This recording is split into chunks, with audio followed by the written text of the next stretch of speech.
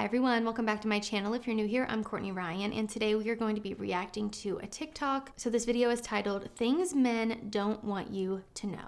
So we're gonna go through each of these things one by one. I like to do it this way when it's a sort of list style video, and I'll obviously be sharing my thoughts throughout, but I would really value your guys' input down in the comments on this one, since this video is things men don't want women to know, or things women need to know about men, however you wanna say it. So share your perspectives, and if you agree and disagree, down in the comments. I can't wait to read what you guys say. So here we go. I'm getting ready for a casual dinner at a girlfriend's house. Let's talk about things that men don't want you to know, part 2. Also, I have to say, I think this video is very, very, very accurate, but you let me know your thoughts. One is when they cheat, it's not because they don't love you or don't care about you. It's literally just because they can. Men are opportunists, and if they see an opportunity to cheat and they think that they can get away with it and they're that type of guy, it all just depends on what kind of man they are. It has nothing to do with you. Okay, so when they cheat, it's not because they don't love you, it's because they can. They're being an opportunist. They think they can get away with it. She also said it depends what kind of man they are and has nothing to do with you. And heavy on the what kind of man is he. I think there are a lot of different reasons that people cheat. Maybe their own insecurity and unfulfillment, trying to fill a void in their relationship, commitment issues. But I think it often does reflect something going on internally more so than it does something wrong with the other person in the relationship. I don't think someone cheating necessarily says anything about the person that they cheated on and says everything about them. I do think there are absolutely men out there that just cheat because they want to see if they can get away with it or because they can. Usually you always get caught, so I don't know why people are still doing that, especially with social media now. I think there's so much that goes into infidelity, and there's not really a black and white answer here or something that is true 100% of the time. I think this really comes down to the individual and what they have going on internally that's, causing them to break their commitment to someone. I think it shows a huge lack of integrity, and when you make a commitment to someone, it's up to you to follow through with that commitment. And I don't think cheating is ever the answer or justified, to be honest with you. And again, as she mentioned, it really says so much more about the person who cheats than it does about the person who got cheated on. So that's just my personal opinion. You guys can let me know what you think down below. Number 2 is men put a large emphasis on their self-worth based off of the amount of money they make or how much that they can provide for you. If he doesn't feel like he can provide for you on any scale, but you can provide for yourself, he's gonna feel insecure and just emasculated, and he's not gonna feel like a man. Okay, so men put a large emphasis on their self-worth based on how much money they make or how much they can provide for you. And if he doesn't feel like he can provide for you on any sort of scale, or that you can do it all yourself, he might feel emasculated, he might not feel like a man. I do think that men feel a lot of pressure in our society surrounding the topic of money and or providing. There's a huge emphasis in our culture that men should be the breadwinner, men should provide financially. And because of this strong emphasis, I do believe it has a resounding impact on many men's self-worth and actually leads to a lot of mental health struggles that men are facing today. I don't want to speak for men here because I'm not a man, but I would love to hear from you guys down in the comments of your own relationship with this topic and maybe how it's impacted you and your life or your relationships. I think it could be really powerful to hear your guys' perspectives, but just from the comments and the messages and the interactions that I've had with a lot of men about this before, I do think that a lot of men are feeling this way because of the emphasis in our society that men need to be the breadwinners, men need to always have it figured out and together and to not cry and to just be this sort of robotic ATM in a sense. And I just don't think that's a healthy way to view a human being or your romantic partner, and I think there are a lot of issues with this that are leading to the sort of falling behind of men because of this pressure. So again, I would love to hear from you guys in the comment section about this one. I don't want to speak for you, but just the interactions I've had with men, I think a lot of men are feeling this way. So let me know down in the comments. Number 3 is that if a man actually likes you and sees something with you, he won't introduce you to people as oh, hey, this is my friend Issa. Especially to his friends, okay? If he actually likes you or he wants to be with you, he'll be like, this is my girl, or this is my girlfriend, or something along those lines, showing his friends hey, she's off limits, don't even think about it. But friend is open season. So if a man actually likes you, he won't introduce you as a friend, especially to his friends. I think this one could be true, but he also might not want to spook a girl if he isn't quite sure how she feels about him in return. So I think maybe this one would depend on the situation and if you guys have had a conversation about exclusivity or how you guys feel about each other. If between the two of you, you have established a level of seriousness of your relationship and he isn't introducing you as his girlfriend to other people or saying that you're just his friend, I might be a little taken aback by that. So I can see where she's coming from. I've really only had 3 serious boyfriends my entire life, and I'm trying to think of whenever they introduced me to the important people in their life, they always introduced me as their girlfriend. And that's because we had like prior conversations about the seriousness of our relationship and where we stood with each other, and that was kind of a known thing before we even met the important people in each other's lives, I guess. So I don't know, this one really might depend on the situation, but again, you guys can let me know down in the comments. If you introduced a girl to your friends, how would you introduce her? If you really liked her and, I don't know, were serious about her, would you introduce her as a girlfriend or a friend or, I don't know, let me know. Number 4 is if he tells you, like, oh, I just want to hang out and, like, get to know you and, like, see where this goes, you know? That's code for, hey, I want to get in your pants. Oh gosh, if he tells you he wants to hang out and get to know you and see where things go, it just means he wants to get in your pants. Again, I don't know if this one is totally accurate. I think there's definitely nuance here with this one, obviously, and the rest of the things on this list. But I don't know. I think it's pretty normal to tell someone you want to see where things go, especially if they're asking you early on, like, where is this going? Or what are we? It takes time to get to know someone and understand compatibility. So I would say this one maybe depends on how long you've been seeing each other. If it's been 3 dates and they say they want to see where things go, I think that's fine. If it's been 3 months and they're still saying that, I might be a little concerned. I might be upset. I also think in this case, it's more important to watch someone's actions rather than what they're saying to you. Sometimes people have trouble with serious conversations or establishing exclusivity. Maybe they don't want to seem too, clingy or anything like that. So they don't want to be like, oh yeah, I want to be exclusive with you after 2 dates. Like then you would consider them to be a love bomber if they were showering you with all this attention and, words of affirmation and talking about your future. So I think it's important to find a healthy balance that, kind of reflects the natural progression of your relationship with someone. I think people progress at different rates and speeds, and it's important to really, use your best judgment and think about your personal situation rather than this universal sort of timeline that doesn't exist. But yeah, I don't know. If I'd been seeing someone for a while and they were still telling me, I don't know, I want to see where things go, I just might feel like we're not on the same page, right? And I think it is important to have these conversations at a point to make sure that you guys are on the same page, and you're not wasting each other's time, I guess. But again, I think their actions in this case speak a lot louder than words would. If they're only texting you at 11 p.m. asking, hey, you up, want to come over, and telling you, oh, I don't know, I want to see where things go, or I'm not ready to be exclusive. I don't know, she's probably right. But if you're going out on dates, getting to know each other, starting to see each other more regularly, I don't think someone saying, I'm really enjoying spending time with you, I'm excited to see where things go, or something like that. I don't think that's always a bad thing. But again, I think this one is very individual and comes down to you and the person that you're seeing and the speed in which things are progressing, right? But watch their actions. I think that speaks much louder than any sort of words would.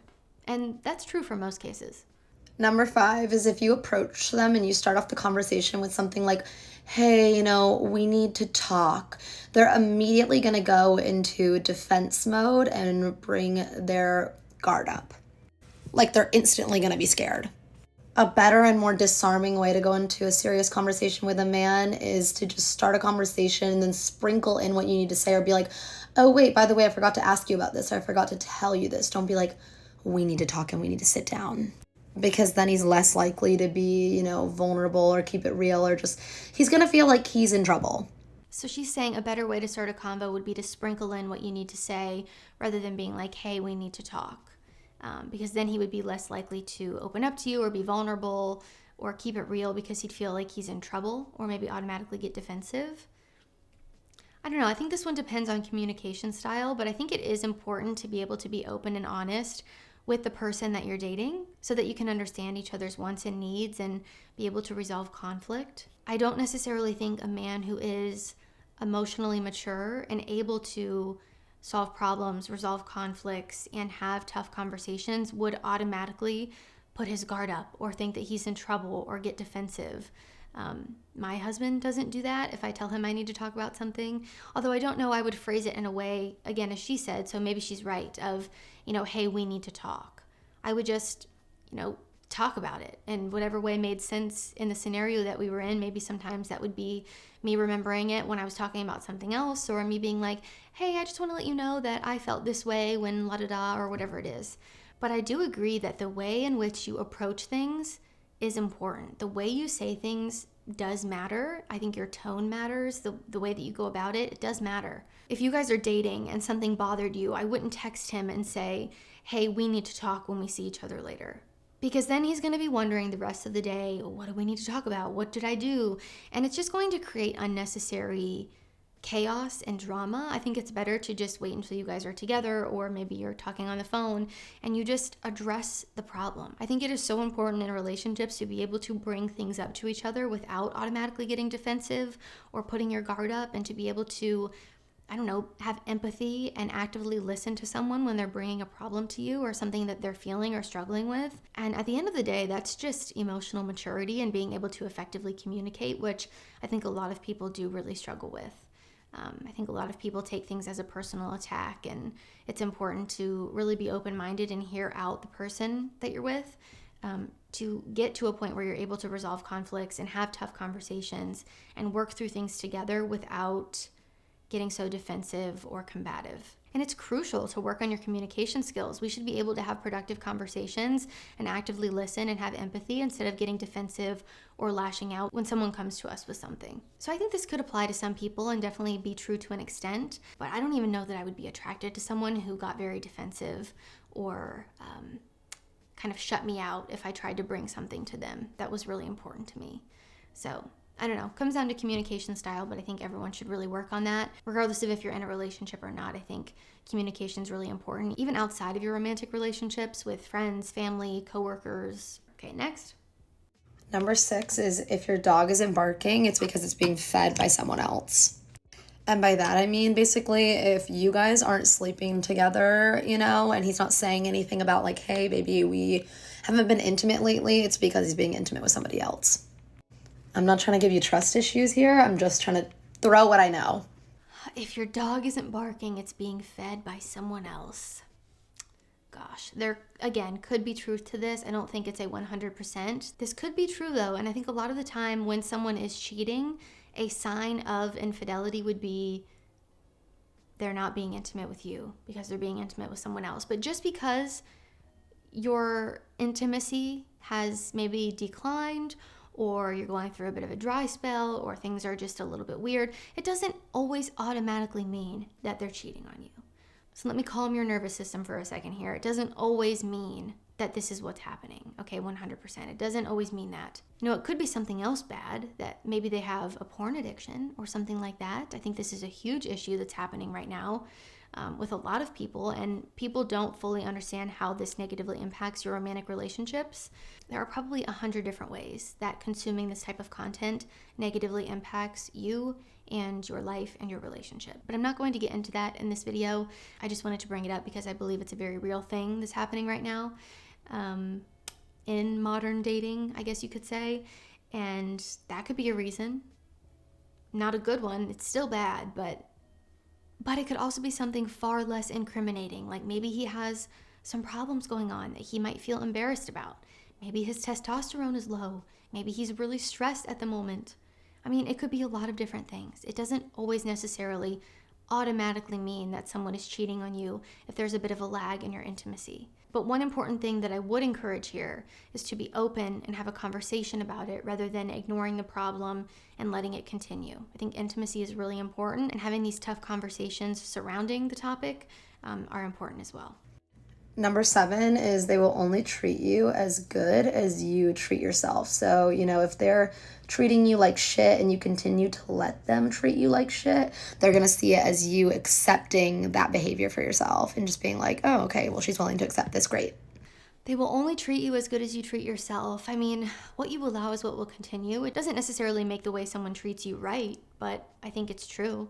Let me make it very clear that I'm not talking about abuse victims in this case.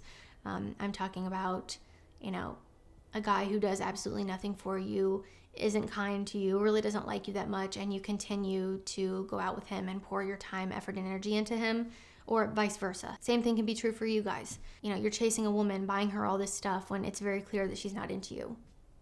What you allow is what will continue. The way that you view yourself and your boundaries, your self-respect, your confidence are so important and really show themselves in your relationships. I think a lot of the time, the way you feel about yourself is obvious by the person that you're dating or the person that you're with.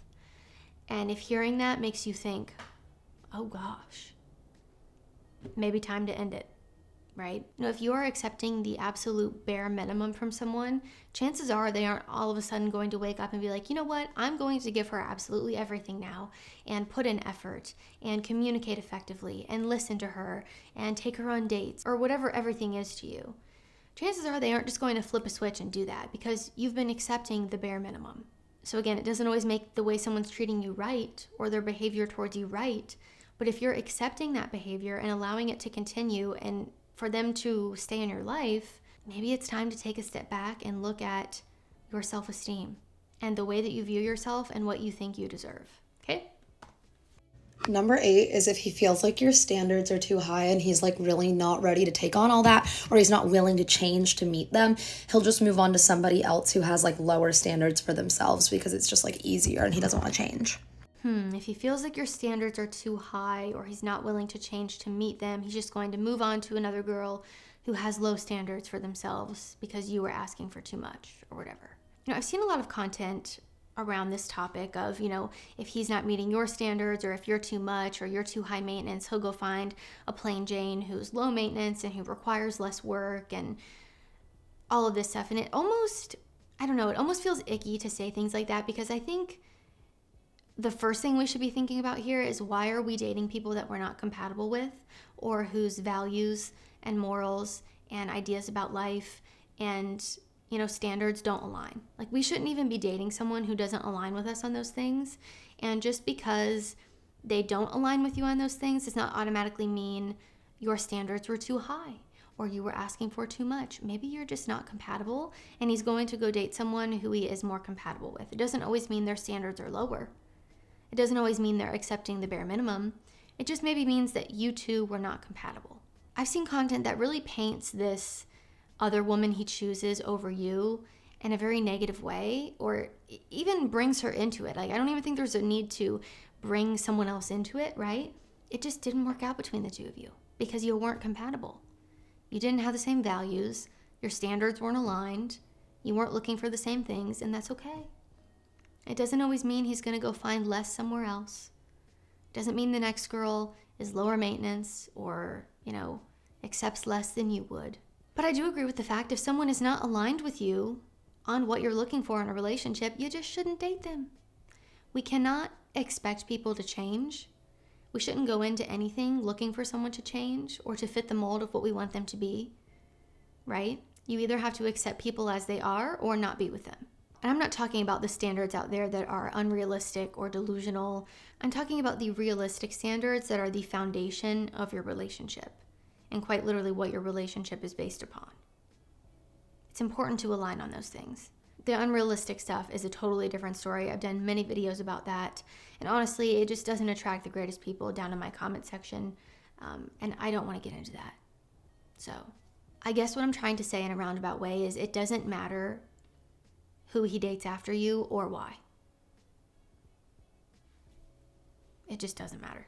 Number 9 is if he's not asking you about your long-term goals and like where you see your life and like what you want in life and like where you want to live and all of that, it's because he doesn't see himself in your life long-term. So he's just more concerned with what you're doing next weekend. Okay, if he's not asking you about your long-term goals or where you see your life or what you want, it's because he doesn't see himself in it long-term. He's only thinking about the short term. And he's probably an F-boy. On a real note, I think she's pretty spot on with this one. Again, we have to leave room for nuance. But I think if you've been seeing someone for a while and they haven't asked you, What are your goals? What are your dreams in life? What are your values and your contributions to the world? Where do you want to live? Do you want to get married one day? Do you want to have kids at some point in your life? Like, what do you want out of your life? What are your long-term goals and visions for yourself and your life? If they are not asking you those things, it is because they do not care. It is because they do not see themselves in it. Early on, I could see why a man wouldn't bring that up to you or ask you about it, because maybe he doesn't want to come across like he's planning the future with you already. He doesn't want to come across as a love bomber. I think it can also be viewed negatively if people bring this up too soon. But I do think it's very normal to ask someone, what are your goals? What do you want out of your life? What do you want to do with your life? What does your future look like? That's really important to know for understanding true compatibility. So while this is absolutely true a lot of the time, I think it's also important to know that some people aren't even doing that for themselves or their own life. Maybe they are in survival mode to an extent of they can't even think about the future. They're not even thinking about what they're doing next week because they're in survival mode, right? And would I say that that person is in a healthy place to date? Probably not. Again, I'm not saying that's the right way to operate or how you should be living your life. I think it's important to think about your future and look at things in a long-term way. I think successful people often do that, and people who are emotionally stable and mature often do that. But not everyone is at a place in their life where they are there yet. So again, not saying that that's right or that I agree with that, but that could also be a reason someone doesn't bring it up. They don't even know what they're doing or what they want. So how are they even thinking about asking other people that? It is impossible to ignore the fact that we do have a mental health crisis happening right now, and that unfortunately applies to a lot of people. I wish it didn't. It's unfortunate, but it does. So it's not always because they don't care or they don't see themselves with you. Maybe they're just not at a good place themselves, which then you could argue, should you even be dating them? Maybe not. I don't know. Number 10 is men literally are the farthest thing from mind readers.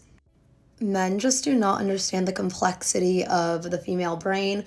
So if you want them to do something, sometimes you just have to tell them, okay?